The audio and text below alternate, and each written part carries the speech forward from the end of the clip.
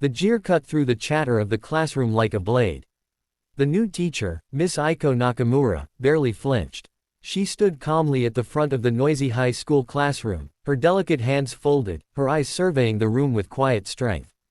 Her tailored shirt, neatly tucked into high-waisted slacks, betrayed her discipline, her poise.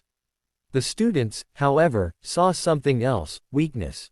She was small, soft-spoken, and foreign. Easy prey. Until she wasn't. Miss Nakamura, 29, was a former national-level judo champion from Japan. After years in competitive sport, she'd retired early to pursue her dream, teaching. She believed in discipline, respect, and compassion. She believed her experience could help shape young lives. But her first job, at Eastbridge High, a tough inner-city school, would test every ounce of that belief. From the moment she walked into the classroom, she could feel it: tension, rebellion, the weight of unsaid pain in the eyes of her students. Many had been left behind. By society, by teachers who gave up, by parents who stopped caring. Her heart ached for them. But she also knew they would test her. Still, she wasn't prepared for them. Cameron, Jared, and Lyle. 3 boys in the back row who ruled room 212 with fear and ridicule. Towering over their peers, they were cruel, loud, and cunning. They'd driven 3 substitute teachers to tears in the last semester. Miss Nakamura was supposed to be their next casualty. Her first week was a battlefield of stares, muttered insults, and ignored instructions. By Friday, the storm broke. She had turned her back to write on the board when it happened. The sharp rip of fabric.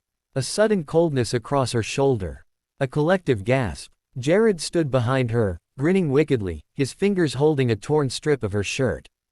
"Didn't think silk would rip that easy," he sneered, holding the fabric like a trophy. The room went silent. The world slowed. Miss Nakamura turned, slowly, her face expressionless. Her eyes locked with his. No rage. No fear. Just resolve. "I will give you one chance," she said softly. "Step back." He laughed. That's when he lunged. But he never made it to her. In one fluid motion, she stepped sideways, grabbed his wrist, pivoted, and with a thunderous thud, Jared slammed into the floor, stunned and gasping. Before Cameron or Lyle could react, she turned, calm, fast, precise. 2 more throws. 2 more bodies on the ground, groaning. 3 bullies, silenced. The class sat frozen. No one laughed. No one even breathed. Miss Nakamura smoothed her torn shirt, took a deep breath, and turned back to the board. In Japan, she said quietly, students bow before class to show respect. Maybe we can try that next week. The fallout was immediate. The story spread through the school like wildfire. Memes, videos, gossip. Students whispered in hallways about the throwdown in 212. But what followed wasn't what people expected. Miss Nakamura didn't press charges. She didn't demand punishment. Instead, she asked the principal to let her hold a special after-school session. She invited Jared, Cameron, and Lyle. At first, they refused. But curiosity, and something else, brought them to the gym that following Monday. They expected a lecture. They found mats. And silence. Miss Nakamura bowed deeply. "If you are willing, I would like to teach you judo," she said. "Not to fight others, but to face yourself." The journey that followed was not quick or smooth. The boys resisted. They mocked. They walked out. But something about her, her steadiness, her refusal to judge, her quiet power, kept pulling them back. Week by week, they changed. They learned how to fall. How to breathe. How to listen. They learned that strength didn't mean control over others, but over yourself. Miss Nakamura never asked about their pasts. She never needed to. She saw the bruises on Jared's arms that didn't come from schoolyard fights. She saw the way Lyle flinched at loud noises. She noticed how Cameron always showed up late, because he walked his little sister to school first. She gave them what no one else had: respect without condition. Months passed. Discipline in room 212 improved. The class began bowing before each lesson, not because they had to, but because they wanted to. Jared became her most vocal defender. Lyle started writing poetry in class.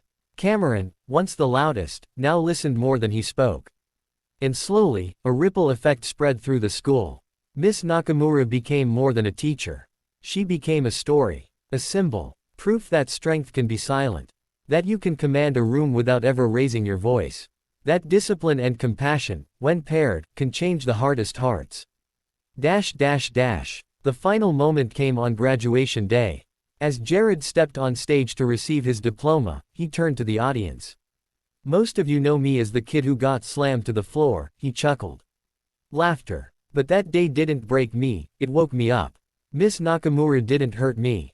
She helped me stand up for the first time. And not just on my feet. Applause thundered through the auditorium. Miss Nakamura, standing quietly in the crowd, bowed her head, her eyes wet with quiet pride.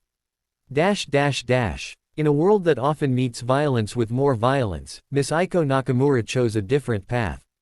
Not because it was easy, but because she knew that true strength is not in domination. It's in understanding. It's in rising above. And sometimes, it's in knowing when to throw someone, only so they can learn how to stand.